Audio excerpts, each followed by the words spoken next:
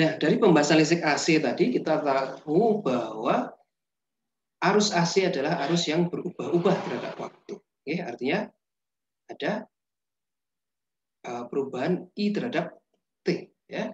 Ketika ada perubahan I terhadap T, kita lewat sebuah kumparan bagaimana? Maaf, dia akan menghasilkan apa? Medan magnet yang berubah-ubah juga terhadap waktu. Ya. Kenapa? Karena B sama dengan mu0 I per mu0 I N per N. Ya. Jadi kalau I-nya berubah-ubah terhadap waktu, B juga akan berubah-ubah terhadap waktu. Ya. B yang berubah-ubah terhadap waktu akan menghasilkan flux yang berubah-ubah terhadap waktu. Ya. Ini berubah, ini juga akan berubah. Ya, flux yang berubah terhadap waktu akan menghasilkan GGL induksi. Oke. Nah, ini kenapa listrik AC digunakan untuk transmisi listrik jarak jauh. Oke. Kenapa ya? Karena memudahkan kita untuk menaikkan dan menurunkan tekanan. Ya, karena I atau V yang berubah dalam waktu ini kita bisa naikkan dan turunkan dengan relatif mudah. Oke. Dengan sebuah alat yang namanya transformator. Di sini kita sebut, ya, atau secara singkat disebut sebagai trafo. Oke. Ini kelebihan utamanya adalah listrik dengan AC ini kita bisa ubah teganannya atau arusnya dengan relatif mudah dengan prinsip induktansi. Ya, kita ambil lagi induktansi kemarin apa? Induktansi adalah mutual induktans. Ya. Saya punya kumparan di sini, saya aliri arus listrik, dia akan menghasilkan medan magnet. Ya. Nah, medan magnet ketika ditangkap oleh solenoida lain, solenoida 2 misalnya ya, satu, ini 2. Flux yang berubah-ubah dan ditangkap oleh solenoida 2 akan menghasilkan listrik mengalir di solenoida 2. Ya, meskipun keduanya ini tidak terhubung secara elektrikal. Ya. Nah, oleh karena itu kita bisa so-called mentransfer energi secara wireless. Ya. Dari energi listrik menjadi magnet menjadi listrik kembali. Oke. Nah, kita juga ingat bahwa supaya induktansi ini maksimum antara 1 dan 2, maka arah dan orientasi 1 dan 2 harus tepat. Ya, kita lambangkan dengan besaran eta. Ya, eta antara 0 sampai 1. Oke. 0 ketika tegak lurus satu sama lain. 1 ketika sejajar. Ya. Kemudian jaraknya juga menentukan seberapa jauh 1 dan 2 ini terpisah. Oke. Nah, eta akan maksimal jika 1 dan 2 berimpit. Oke. Tapi ini kan tidak praktikal secara reality. Ya. Untuk mengatasi itu bagaimana? Nah, kita masuk ke konsep yang namanya magnetisasi. Magnetisasi. Okay. Saya memiliki kumparan ini. Ya, saya aliri arus listrik. B-nya berapa besarnya medan magnet yang dihasilkan? Berapa? Mu0 I kali N per N. Ya. Mu0 ini apa? Namanya permeabilitas vakum. Ya. Jadi kenapa vakum ya? Karena kita anggap ini tidak ada isinya, ya, isinya vakum atau udah tidak ada apa-apa. Okay. Nilainya mu0. Okay. Tetapi kalau kita tambahkan material lain di dalamnya, misalnya saya tambahkan besi di sini, ya. Jadi adalah sebuah besi. Ini saya buat solenoida. Nah, kita aliri arus listrik, ternyata medan magnet yang dihasilkan jauh lebih besar, ya. Semakin kuat. Nah, dengan persamaan mu besi mu0 I N per N. Ya. Jadi ada faktor namanya mu dari sebuah material magnetik. Ya.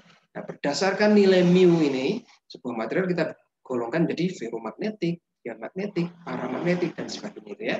Nanti kita akan bahas lebih lanjut di fisika material. Oke. Nah, ini menjadi lebih besar. Ini sebagaimana halnya yang kita pelajari dalam kapasitor. Ya. Dalam kapasitor kita punya apa? Dielektrik konstan. Ya. Dielektrik konstan.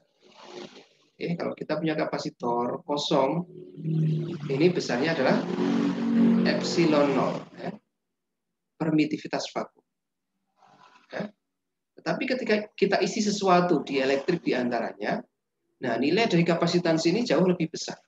Besar apa? Kan sebuah faktor K. Ya, dielectric constant. Nah, ini juga sama. Ini magnetization constant. Mu 0. Mu kali mu 0. Ini juga K kali epsilon 0. Ya. Nah, ini hal yang sama. Oke. Jadi supaya medan magnet tadi lebih kuat lagi. Dan dalam hal ini, selain untuk kekuatan, dia juga bisa mengalter. Ya. Bisa supaya kita memodifikasi supaya keduanya ini tidak harus searah. Ya. Jadi medan magnet kan harusnya seperti ini ya. Tetapi kalau besinya ini kita buat melengkung, nah ternyata medan magnetnya akan mengikuti bentuk lengkungan besi. Oke. Jadi sebuah transformator ini umumnya terdiri dari besi yang dibuat berputar seperti ini. Ya. Jadi medan magnet yang dihasilkan oleh solenoida ini, dia akan mengikuti kontur besinya, bentuk besinya. Ya. Nah, sampai kembali lagi ke titik akhirnya. Oke, dalam sebuah transformator tersusun dari dua buah kumparan. Kita sebut sebagai kumparan primer, satu misalnya, dan kumparan sekunder, dua. Ya, antara satu dan dua ini tidak terhubungkan secara kelistrikan. Ya. Dililitkan pada inti besi. Ini kita sebut sebagai inti besi. Ya. Untuk mengarahkan supaya arah dari medan magnet yang dihasilkan dia tidak terbuang. Jadi cuma berputar-putar di situ saja. Ya. Supaya nilai etanya bisa dimaksimalkan. Oke. Nah, pada inti besi, pada kumparan satu, perubahan arus AC terhadap waktu akan diubah menjadi medan magnet yang mengalir di inti besi. Ya. Nah, perubahan medan magnet yang berubah-ubah terhadap waktu melewati kumparan dua. Ya. Ada perubahan flux terhadap waktu. Ya.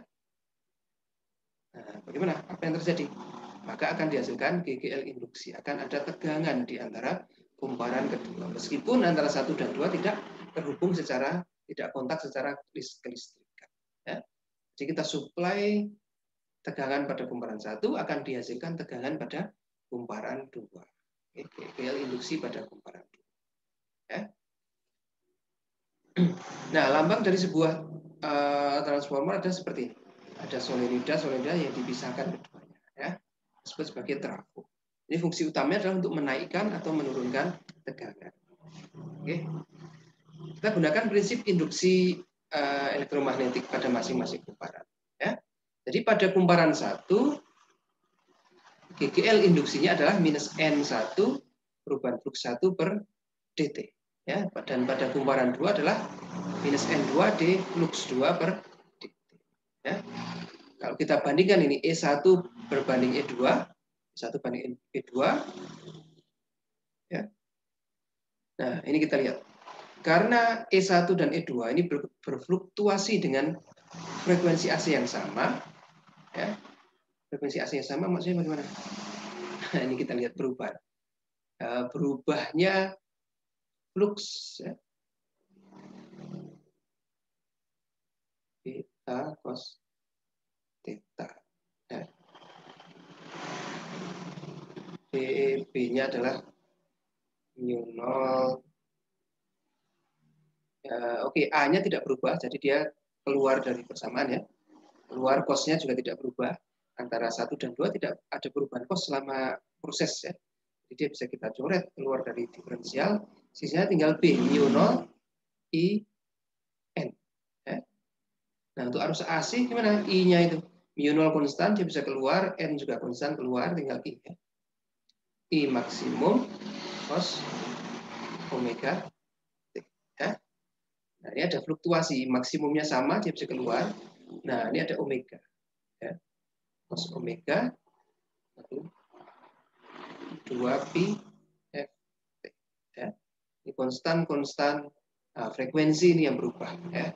Sebuah arus listrik biasanya frekuensinya 50 Hz dari PLN. 50 atau 60. Oke. Nah, karena E1 dan E2 berfluktuasi dengan frekuensi yang sama, maka kita bisa coret ini ya. D flux 1 per dt itu juga sama dengan D flux 2 per dt. Kenapa ya? Karena ini frekuensinya sama. Oke, yang lain adalah konstan. Maka kita tinggal E1 per E2 sama dengan N1 per N2. Oke? Atau V1 per V2 sama dengan N1 per N2. Jika diasumsikan kumparan primer dan sekunder memiliki resistansi. Oke? Artinya apa? Ini hanya dengan merubah jumlah kumparan pada kumparan primer atau sekunder, kita bisa merubah tegangan. Ya, kita bisa menaikkan tegangan, menurunkan tegangan hanya simply dengan menaikkan jumlah lilitan atau menurunkan jumlah lilitan. Oke. Jika kumparan sekunder dihubungkan dengan resistor R, maka akan terjadi transfer daya dari kumparan primer ke kumparan sekunder. Ya. Untuk kondisi ideal misalnya, semua energi yang disuplai dari kumparan primer akan ditangkap oleh kumparan sekunder. Ya. Jadi dayanya P1 sama dengan P2. Tapi kondisi real tidak 100% ternyata ya. Ada energi yang hilang dari pemanasan, kemudian dari suara, dari lain-lain, getaran dan sebagainya. Tidak 100% efisien. Oleh karena itu kita tuliskan daya yang diterima oleh kumparan sekunder adalah sebagian dari total daya yang disuplai oleh kumparan primer. Ya, nah, sebagian ini kita sebut sebagai efisiensinya berapa. Ya, lambangnya eta. Namanya faktor efisiensi. Oke. Nah, jika tegangan, misalnya jika daya adalah arus kali tegangan, maka kita bisa tuliskan efisiensi kali daya primer arus primer dari kali tegangan primer arus primer sama dengan tegangan sekunder arus sekunder. Ini transformator. Ya. Kita bisa hitung kira-kira kalau kumparannya segini saya akan dapatkan berapa. Oke, supaya tidak bingung kita langsung saja ke soal. Ya, contoh aplikasi transformator untuk tegangan tinggi itu di mana? Oke, contohnya di sini. Ini stasiun pembangkit listrik, misalnya PLTU atau PLTA, ya, atau PLT panas bumi, PLT solar dan sebagainya. Ini misalnya menghasilkan 24.000 volt, ya, 24 kilovolt. Oke, maka untuk transmisi kita umumnya naikkan tegangannya dari 2400 menjadi 500 kilovolt. Ya, kita naikkan tegangan. Bagaimana cara menaikkan tegangan dari 24.000 menjadi 500.000? Ya, kita gunakan transformator. Namanya step up transformator yang digunakan untuk menaikkan tekanan. Step up. Ya. Dan kita transmisikan jarak jauh. Nah, ketika sudah sampai tempat konsumen, kita perlu turunkan.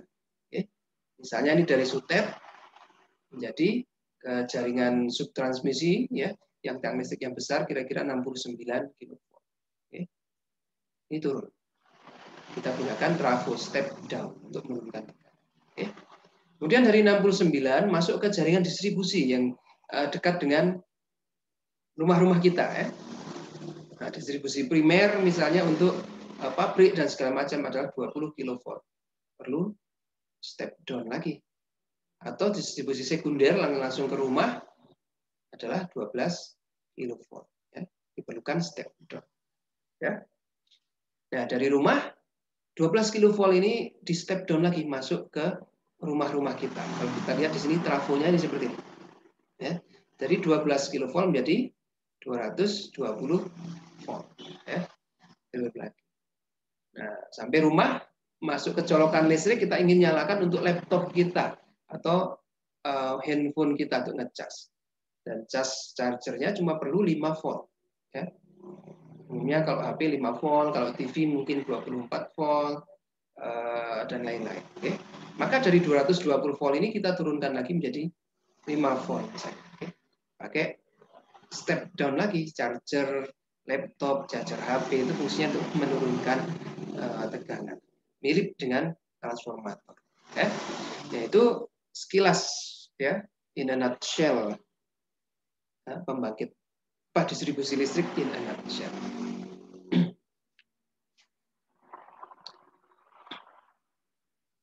Nah, ini kemampuan menaikkan atau menurunkan tegangan listrik pada trafo umumnya digunakan untuk transmisi listrik jarak jauh. Ya, tadi yang kita bahas ada trafo step up, ada trafo step down. Misalnya nih ya, dengan kita menaikkan tegangan dari 24 kV menjadi 500 kV, ya, arus yang diturunkan, arus yang dihasilkan akan turun ya. Karena tadi yang kita lihat adalah daya yang sama. P1 idealnya. Ya. P1I1 sama dengan P2I2. Kalau ini dari V-nya dari 224.000, ya, kalau di sini menjadi 500.000, pastinya I2 akan turun, ya, supaya hasil kalinya sama. Oke, nah, ini akan turun. Ya.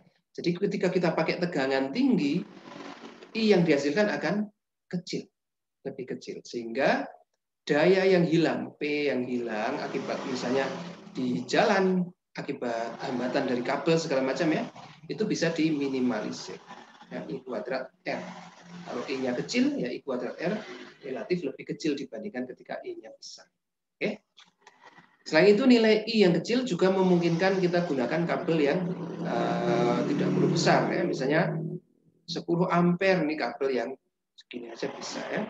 Tapi kalau kita transmisikan pada 24 kV, misalnya 1200 ampere, kita perlu kabel ukuran segini misalnya. Oke. Ini kabelnya besar, tentu saja lebih mahal. Kemudian kalau kabelnya besar, bebannya juga akan berat. Nah, konstruksi tiang listrik atau sutetnya juga harus lebih kuat. Ya. Ini konstruksi listriknya juga harus lebih kuat untuk tiang listriknya. Maka akan menimbulkan biaya yang lebih besar. Ya. Oleh karena itu, transmisi jarak jauh listrik di Indonesia menggunakan sistem AC. Ya. Dengan tegangan dinaikkan setinggi mungkin supaya harusnya sekecil mungkin. Ya. Contoh soal ini dari PLTU Adipala. Ya, PLTU Adipala di Cilacap, kita pernah visit ke sana ya. Tahun berapa? Oh, Anda belum masuk. Menghasilkan 60 megawatt listrik yang digunakan untuk distribusi support jalur transmisi selatan Pulau Jawa sepanjang 250 km. Oke.